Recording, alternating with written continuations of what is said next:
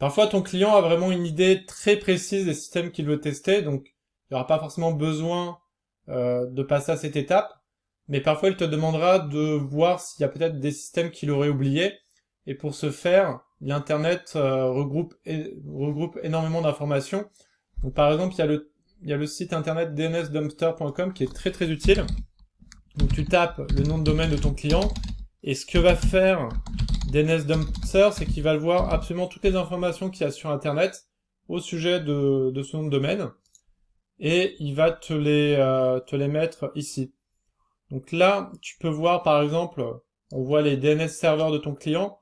Donc là, le domaine a été enregistré chez GoDaddy, donc ça c'est des IP qui appartiennent à GoDaddy, il est hors de question de les tester.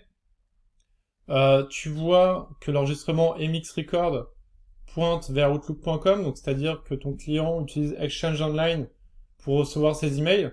Donc ça, c'est une information qui va être très utile pour préparer tes campagnes de phishing. Tu sais que lorsque tu vas créer des campagnes de phishing, tu vas pouvoir les tester sur une adresse Outlook. Ça te permet simplement de t'assurer que tes emails de phishing n'arrivent pas dans les spams. Comme ça, tu fais un bel email bien ciblé qui passe à travers l'anti-spam d'Outlook. Là, il y a quelques informations. Donc là, TXT Record, on voit que ton client est chez Have I Been Pwned, mais tu aurais pu très bien voir que ton client était par exemple chez Salesforce ou qu'il utilisait du Mailchimp. Donc ça, c'est des informations vraiment intéressantes à analyser pour voir s'il y a des services cloud qui sont utilisés par ton client. Et là, en fait, DNS Dumpster a réussi à repérer des systèmes utilisés par ton client. Donc là, on voit qu'il y a le site internet oppidumsecurity.com, donc qui est le site principal d'Oppidum, et on sait qu'il est hébergé sur cette IP-là, qui est chez Amazon AWS. Donc là, quelque chose de très intéressant, c'est de voir s'il y a d'autres sites internet qui sont hébergés sur cette IP-là. Donc nous, on est sur une IP qui n'est pas dédiée, là c'est une IP qui est partagée. Donc on va cliquer ici, on va voir tous les sites internet qui sont hébergés sur cette même IP. Donc là, c'est une IP partagée, il y a énormément de sites internet, mais ce qui aurait pu être très intéressant, c'est de voir peut-être que ton client aurait hébergé sur cette même IP d'autres applications.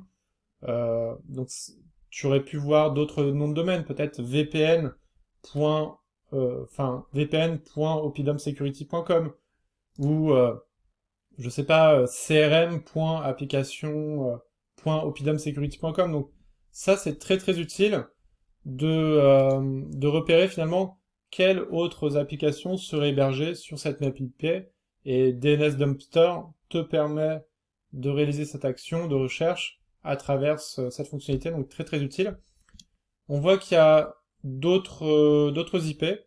Donc là, c'est cette IP-là, qui est hébergée chez DigitalOcean. Donc ça, c'est une IP sur laquelle on hoste quelques outils de test. Et pareil, on a azurevm1.oppidumsecurity.com. C'est pareil, on héberge quelques systèmes de sécurité dessus.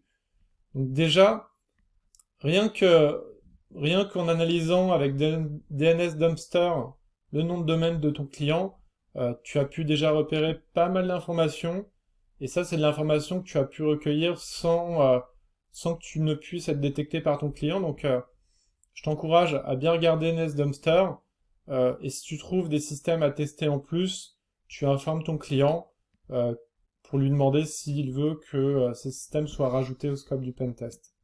On verra d'autres outils par la suite, mais c'est déjà un très bon outil.